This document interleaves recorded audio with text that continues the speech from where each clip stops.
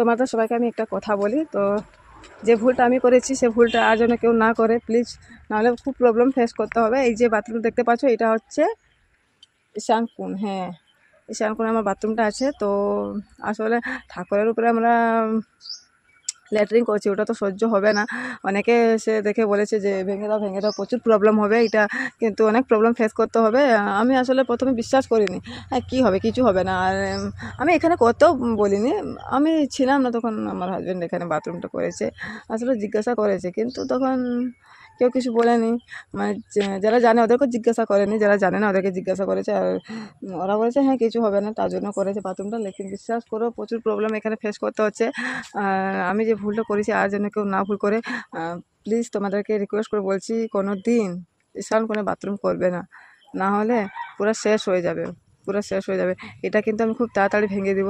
আসলে এটা আমি অনেক টাকা খরচ করে করেছি। তো তোমরা বুঝতে পারছো এখনকার যুগে তো বাথরুম করতে কত টাকা লাগে।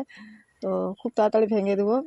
প্রচুর প্রবলেম হচ্ছে বাড়িতে, নানা রকমের প্রবলেম ফেস করতে হচ্ছে।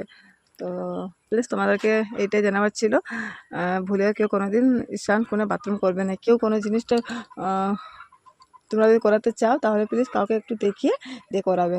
আমি এই ভুলটা করেছিলাম, কাউকে না দেখিয়ে করে নিয়েছি বাথরুমটা। যাই হোক, হয়তো গেছে, এখন তো আর কিছু করার নেই।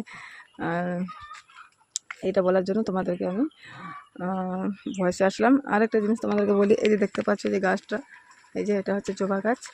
তো এই যে জবা পাতা, খুব পিঁপড়ে হয়ে গেছে।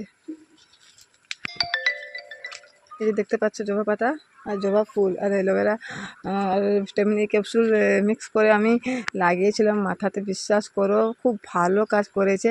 আর তোমরা একবার বাড়িতে ট্রাই করতে পারো, লাগিয়ে শ্যাম্পু নিয়ে ধুয়ে নাও, দিয়ে দেখবে চুলটা কি সুন্দর হয়ে যাবে। কিন্তু আমার তো শরীরটা ভালো নেই, খুব ঠান্ডা লেগেছে, তার জন্য আমি ট্রাই করতে পারছি না। একবার করেছিলাম, তো এটা সপ্তাহে তুমি যদি একবার করতে পারো প্রচুর ভালো কাজ করে। চলো তাহলে টাটা, বাই বাই।